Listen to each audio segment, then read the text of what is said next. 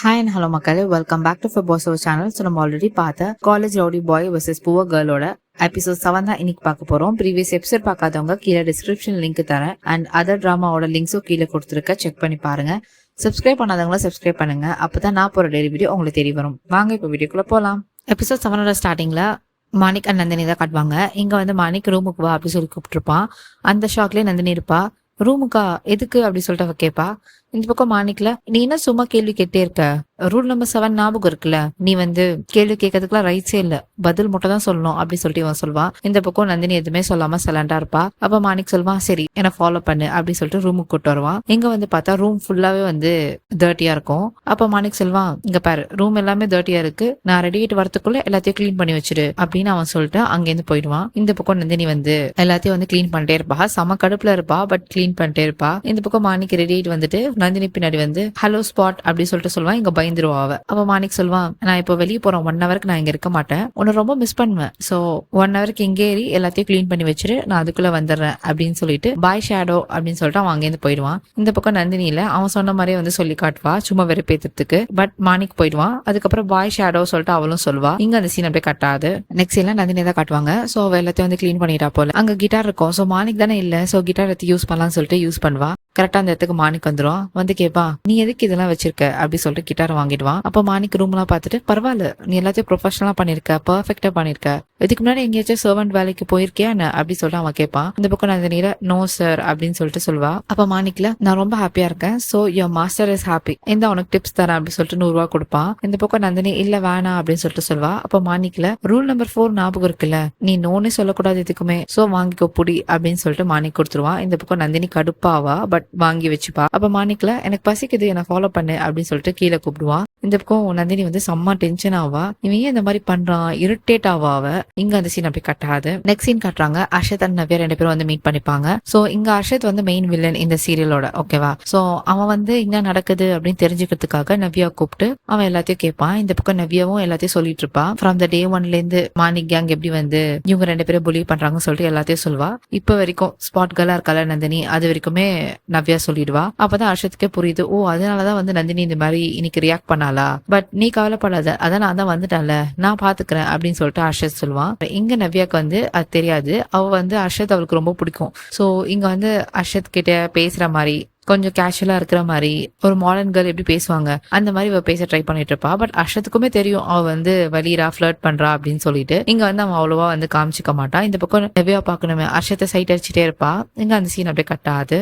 எங்க மாணிக் சாப்பிட்டுட்டு இருப்பான். அப்ப மாணிக் ஒரு கால் வரும். சோ நந்தினி தான் போய் அட்டென்ட் பண்ணுவா. அவளுக்கு சரியாவே கேட்காது. ஹலோ யார் பேசுறது அப்படி சொல்லிட்டு கேட்பா. அப்ப அந்த சைட் வந்து த்ருவோட அம்மா பேசுவாங்க. த்ருவுக்கு வந்து மறுபடியும் பேனிக் அட்டாக் வந்துச்சு அப்படின்னு சொல்லிட்டு பேசிட்டு இருப்பாங்க. மாணிக் கிட்ட போன் கொடுக்க முடியுமா, இம்பார்ட்டன்டா பேசணும் அப்படின்னு சொல்லிட்டு சொல்லுவாங்க. இந்த பக்கம் நந்தினி சொல்வா, யாரோ லேடி பேசுறாங்க, உங்ககிட்ட இம்பார்ட்டன்டா பேசணுமா அப்படி சொல்லிட்டு சொல்வா. மாணிக் கேட்பான், யாருன்னு பேரு கேளு அப்படி சொல்லிட்டு சொல்லுவான். இந்த பக்கம் நீங்க யார் பேசுறது சொல்லுங்க அப்படி சொல்லிட்டு கேட்பா. பட் அங்க வந்து சிக்னல் ப்ராப்ளமா இருக்கும். சோ நந்தினிக்கு ப்ராப்பரா புரியாது. அப்ப அவங்க அம்மா சொல்லுவாங்க, த்ருவுக்கு அட்டாக் வந்துச்சு, மாணிக் வேணும், மாணிக் கிட்ட போனு கொடுங்க அப்படின்னு சொல்லும் போது, இங்க நந்தினி த்ருவ் அட்டாக் அப்படின்னு சொல்லும் போது மாணிக் இங்க புரிஞ்சிருது த்ருவோட அம்மா தான் கால் பண்ணிருக்காங்க அப்படின்னு சொல்லிட்டு உடனே போயிட்டு போன் வாங்கிட்டு அவன் பேசுவான். அப்ப அவங்க சொல்லுவாங்க, அட்டாக் மறுபடியும் வந்துருச்சு அப்படின்னு சொல்லிட்டு. அப்ப மாணிக்ல, நான் உடனே வரேன் அப்படின்னு சொல்லிட்டு அவன் என்ன பண்ணுவான், அவன் ரூமுக்கு போயிட்டு கிட்டார் எடுத்துட்டு கார் எடுத்துட்டு அங்கிருந்து கிளம்பிடுவான். இந்த பக்கம் நந்தினிக்கு ஒண்ணுமே புரியாது.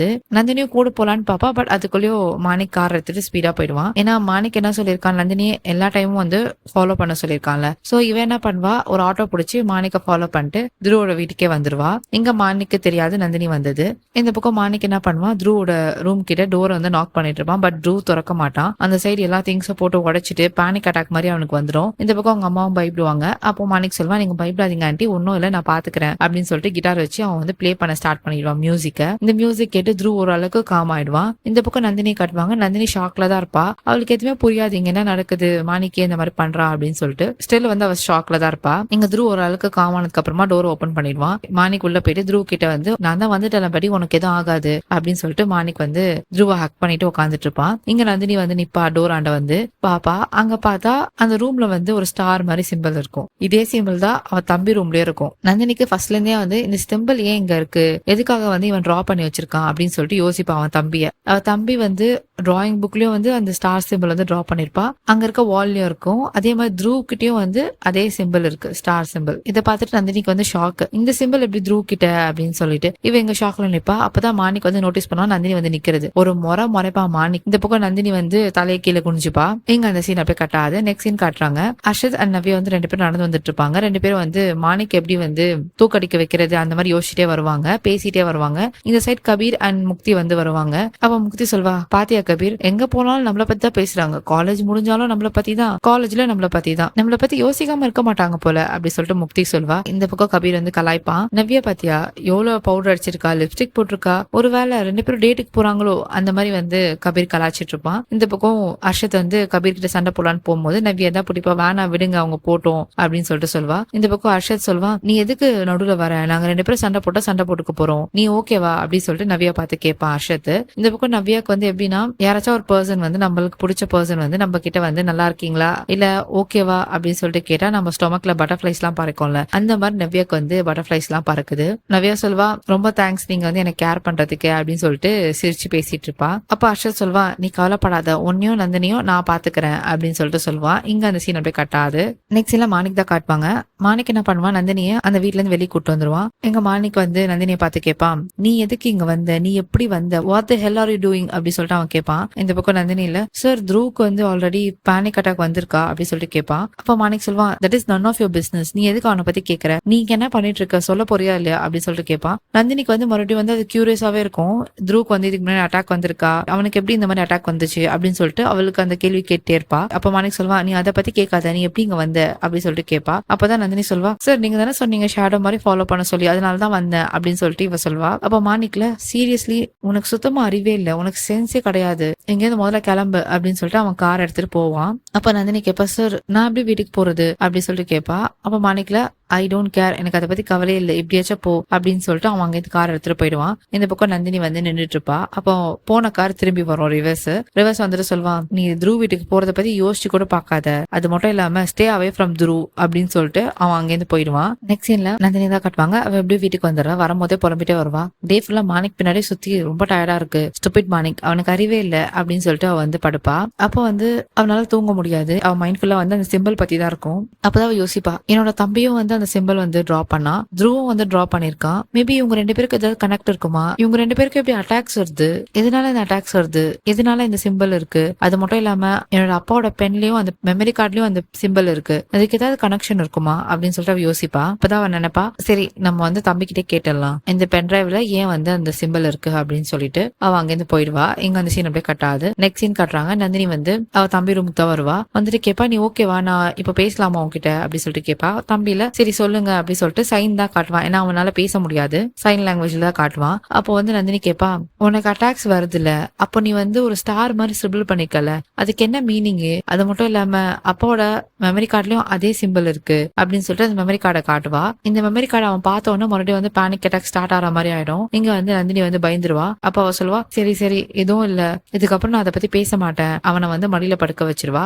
இங்க அந்த சீன் அப்படியே கட்டாது. நெக்ஸ்ட் சீன்ல நந்தினி தான் காட்டுவாங்க. அவ வந்து மாணிக்கோட வீட்டுக்கு தான் ஏர்லி மார்னிங் வருவா. வந்துட்டு சொல்வா, இன்னைக்கு கரெக்டா டைமுக்கு வந்துடும், இன்னைக்கு வந்து நம்ம மாணிக்க வந்து டென்ஷன் படுத்தக்கூடாது, அப்பதான் என்னால வந்து அவங்க கிட்ட கேள்வி கேட்க முடியும், த்ரூக்கு எப்படி அந்த அட்டாக்ஸ் வருது அண்ட் அந்த சிம்பிளை பத்தி நான் கேட்க முடியும். எனக்கு தெரிஞ்ச மாணிக்கொன்னும் அவளை கேட்டவன் கிடையாது, நம்ம பொறுமையா கேட்டா அவன் கண்டிப்பா பதில் சொல்வான், காட் எனக்கு தயவு செஞ்சு ஸ்ட்ரென்த் கொடு கேட்கறதுக்கு அப்படின்னு சொல்லிட்டு அவ உள்ள போவா. உள்ள போனா மாணிக் வந்து ஷர்ட்லெஸ்ஸா தூங்கிட்டு இருப்பா. இங்க வந்து நந்தினில இரிட்டேட் ஆவா, ஐயோ தெரியாம வந்துட்டோமே அப்படின்னு சொல்லிட்டு அவங்க நிப்பா. அப்போ மாணிக் வந்து கேட்பான், யார் அது அப்படின்னு சொல்லிட்டு கேட்பான். இந்த பக்கம் நந்தினில, சார் நான் தான் அப்படின்னு சொல்லிட்டு சொல்வா. அப்போ மாணிக் கேட்பா, நீ இங்க என்ன பண்ற அப்படின்னு சொல்லிட்டு கேட்பான். அப்போ நந்தினி சொல்வா, சார் நீங்க தானே கான்ட்ராக்ட்ல போட்டிருந்தீங்க 6 AM ஷார்ப்பா ரிப்போர்ட் பண்ணணும்னு சொல்லிட்டு, அதான் பண்ணிட்டு இருக்கேன் அப்படின்னு சொல்லிட்டு இவ சொல்வா. அப்ப மாணிக் சொல்வா, நான் இப்பதான் தூங்குனேன், சரி நீ ஒரு வேலை பண்ணு, நீ ஒரு மூலையில நில்லு சைலண்டா, நான் தூங்கி எழுந்துக்கிற வரைக்கும் அப்படின்னு சொல்லிட்டு மாணிக் சொல்லிட்டு அங்க தூங்கிட்டு இருப்பான். இந்த பக்கம் நந்தினி சும்மா இல்லாம அவ என்ன பண்ணுவா, சார் த்ரூவுக்கு அந்த அட்டாக் எப்படி வருது அப்படின்னு சொல்லிட்டு கேட்பா. தூங்கிட்டு இருந்த மாணிக் வந்து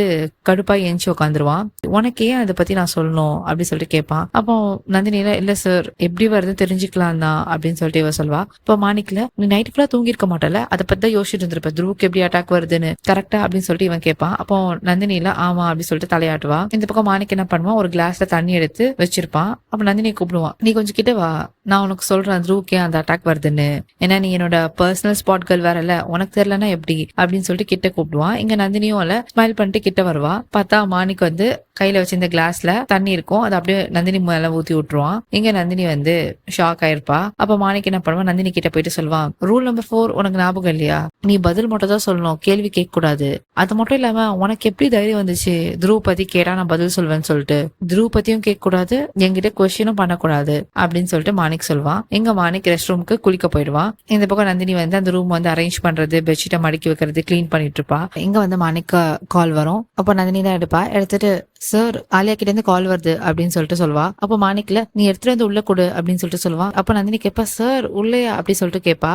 மாணிக்ல ஆமா உள்ளவா அப்படின்னு சொல்லிட்டு சொல்லுவான். இந்த பக்கம் நந்தினி இல்ல கடவுளே எப்படியாச்சும் காப்பாத்து, ஏன் தான் இப்படி பண்றான்னு தெரியலையே அப்படின்னு சொல்லிட்டு புலம்பிட்டே வந்து உள்ள போவான். உள்ள போனா மாணிக் வந்து குளிச்சிட்டு இருப்பான். எங்க நந்தினில போனை கொடுப்பா. அப்ப மாணிக் சொல்லுவான், போனை ஸ்பீக்கர் ஆன் பண்ணு அப்படின்னு சொல்லிட்டு சொல்லுவான். எங்க நந்தினி அட்டன் பண்ணி ஸ்பீக்கர் ஆன் பண்ணி விடுவா. அப்ப ஆலியா கேப்பா, பேபி எழுந்துட்டியா இல்ல நான் எழுப்பிட்டேனா அப்படின்னு சொல்லிட்டு கேப்பா. அப்ப மாணிக் சொல்லுவான், இல்ல நான் ஷவர் பண்ணிட்டு இருக்கேன் அப்படின்னு சொல்லிட்டு சொல்லுவா. அப்ப ஆலியா கேப்பா, என்ன இவ்வளவு சீக்கிரம் ஷவர் பண்ற, நீ இந்த மாதிரிலாம் பண்ண மாட்டியே அப்படின்னு சொல்லிட்டு இவ கேப்பா. அப்போ மாணிக் சொல்லுவான், இல்ல கொஞ்சம் ஸ்ட்ரெஸ்ஸா இருந்தா அதனாலதான் அப்படின்னு சொல்லிட்டு இவன் சொல்லுவான். அப்ப மாணிக் வந்து ஆலியா கிட்ட கேட்பான், பேபி நீங்க வந்து நல்லா இருக்கும்ல, நான் ஆல்ரெடி ஸ்ட்ரெஸ்ஸா இருக்கேன், நீ வந்து நான் கொஞ்சம் கூல் ஆயிடுவேன்ல அப்படின்னு சொல்லிட்டு இவன் சொல்லுவான். ஆக்சுவலி மாணிக் வந்து நந்தினியை வெறுப்பேத்த தான் வந்து அந்த மாதிரி இன்டிமேட்டா பேசுவான். ஆலியா கிட்ட கொஞ்சம் க்ளோஸா இருக்கிற மாதிரி ரொமான்டிக்கா பேசிட்டு இருப்பான். இந்த பக்கம் நந்தினி வந்து செம்ம இரிட்டேட் ஆவா. இவங்க இந்த மாதிரிலாம் பேசுறான் அப்படின்னு சொல்லிட்டு இவ ஷாக் ஆவா. அப்போ ஆலியாவும் பேசுவா, வேற என்ன பண்ணுவ அப்படின்னு சொல்லிட்டு கேட்பா. அப்ப மாணிக் சொல்லுவான், நீங்க வந்தனா நான் வந்து உன ஸ்ட்ரெஸ் ரிலீஃப் பண்ணுவேன், நீயும் எனக்கு ஸ்ட்ரெஸ் ரிலீஃபா இருப்ப, அதுக்கப்புறம் உனக்கு தான் தெரியும்ல நம்ம பண்ணுவோமே நம்ம எப்ப மீட் பண்ணாலும் அப்படின்னு சொல்லிட்டு இன்டெரக்டாவே வந்து மாணிக் பேசுவான். இந்த பக்கம் நந்தினி வந்து கடவுளே எப்படியாச்சும் இங்க இருந்து காப்பாத்து, இதெல்லாம் கேட்கணும்னு இருக்கா எனக்கு அப்படின்னு சொல்லிட்டு அந்த மாதிரி ஒரு ரியாக்ஷன் அவ கொடுத்துட்டு இருப்பா. அவனால கேட்காமலும் இருக்க முடியல, காதையும் அவனால மூட முடியல. சோ அந்த மாதிரி ஒரு கடுப்புல அவ இருப்பா. இந்த பக்கம் மாணிக் நந்தினியை வெறுப்பேத்த தான் வந்து அவன் சொல்லிட்டு இருப்பான். அப்ப ஆலியா கேப்பா.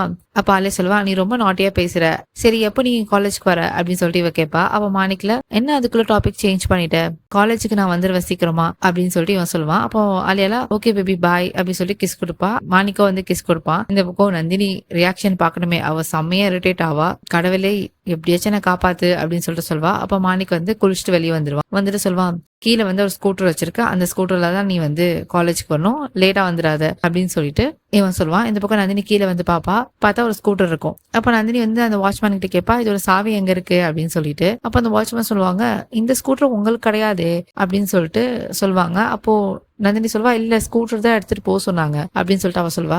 ஆமா இந்த ஸ்கூட்டர் கிடையாது, அந்த ஸ்கூட்டர் அப்படின்னு சொல்லிட்டு அந்த வாட்ச்மேன் அங்கிள் சொல்லுவாங்க. அங்க பார்த்தா ஒரு கேடிங் போர்டு மாதிரி இருக்கும். அதை பார்த்துட்டு இதுவா அப்படின்னு சொல்லிட்டு நந்தினி கேப்பா. ஆமா அப்படின்னு சொல்லிட்டு சொல்லுவாங்க. அப்ப நந்தினி யோசிப்பா, இதை வச்சுட்டு எப்படி நான் காலேஜ் ஸ்பீடா போறது அப்படின்னு யோசிச்சுட்டு இருப்பா. இங்க வந்து அவ கடுப்புல அங்க இருந்து கிளம்பிடுவா. இங்க அந்த சீன் அப்படி கட்டாது. நெக்ஸ்ட் சீனா நந்தினி தான் காட்டுவாங்க. அவ அந்த ஸ்கூட்டரை ஓட்டிட்டு எப்படியோ வந்துருவா காலேஜ்க்கு. அப்ப நவ்யா அங்க இருப்பா. நவ்யா கேப்பா, நீ இதுலயே வந்த அப்படி சொல்லிட்டு கேப்பா. அப்ப நந்தினில மாணிக் வந்தானா அப்படி சொல்லிட்டு கேப்பா.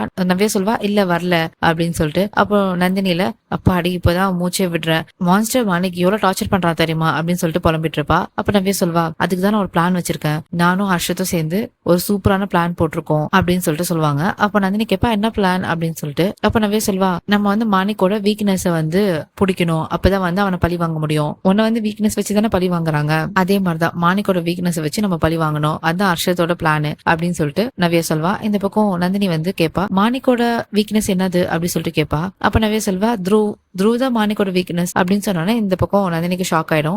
த்ரூ வந்து ரொம்ப நல்ல பையன், அவங்க கிட்ட நீங்க என்ன பண்ண போறீங்க, தயவு செஞ்சு அவனை எதுவும் பண்ணாதீங்க அப்படின்னு சொல்லிட்டு இவ சொல்வா. இங்க அந்த சீன் அப்படியே கட்டாது. நெக்ஸ்ட் சீன் கட்டுறாங்க. த்ரூ வந்து ஒரு ஆடிட்டோரியம்ல கிட்டார் வாசிட்டு இருப்பான். அங்க வந்து ஒரு பொருள் வந்து கீழே விழும். அது அவன் வந்து கிட்டார் வச்சுட்டு என்ன பொருள் பாக்கலாம்னு சொல்லிட்டு போகும்போது இந்த பக்கம் ஹர்ஷத் வந்து அவனோட கிட்டார் எடுத்துப்பான். எடுத்துட்டு வாசிட்டு இருப்பான். இந்த பக்கம் த்ரூ கேட்பான், என்னோட கிட்டாரை கொடு அப்படின்னு சொல்லிட்டு. இந்த பக்கம் ஹர்ஷத்ல கிட்டாரா இந்த வச்சுக்கோ அப்படின்னு சொல்லிட்டு கொடுப்பான். பட் த்ரூ வந்து வாங்கலான்னு வரும்போது ஹர்ஷத் வந்து கொடுக்க மாட்டான், கிட்டார் வச்சு விளையாடிட்டு இருப்பான். இந்த பக்கம் த்ரூ வந்து எதுவுமே பேசாம சைலண்டா தான் இருப்பான். அப்போ ஹர்ஷத் சொல்லுவான், இது கொஞ்சம் டியூன் பண்ண வேண்டியது இருக்கு அப்படின்னு சொல்லிட்டு அதை வந்து திருப்பிட்டே இருப்பான். பாருங்க ஒரு பாயிண்ட்டுக்கு மேல ஒரு ஸ்ட்ரிங் வந்து உடஞ்சி விழுந்துரும். அவன் ஆல்ரெடி கோவத்துல இருப்பான். இந்த பக்கம் ஹர்ஷத் வந்து அதை வச்சு விளையாடிட்டு இருப்பான். இந்த பக்கம் த்ரூ வந்து கிட்டார் கொடுக்க போறியா இல்லையா அப்படின்னு சொல்லிட்டு ரெண்டு பேரும் வந்து கிட்டார் வச்சு இழுத்துட்டு இருப்பாங்க.